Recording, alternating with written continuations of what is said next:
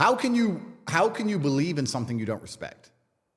I don't know, and that's a general question for anything. You have to respect it. You have to look at the creeds and say, okay, I respect that. I respect how they defend their religion. I respect how they're black and white on certain issues. I respect all of these things.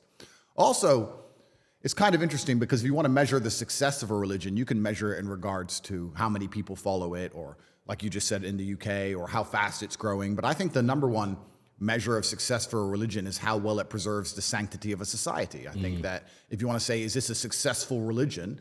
Well, then you'd look at the society which it governs and say, are the creeds of the religion being adhered to by the society that it governs?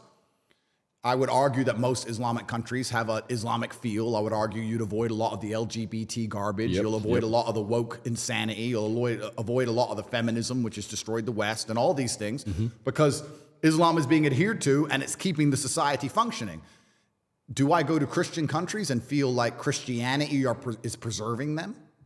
Not really. What about true hardcore following Christians? I'll give you an example. Obviously, you're just coming off the back of doing a podcast with George Janko. Yep. Now, I love that podcast purely because you guys was talking about religion, you being a Muslim, and he seems like, I haven't met him obviously, but a true following Christian. Yep. And it's funny because when I see a true following Christian, it's like you're so close to Islam,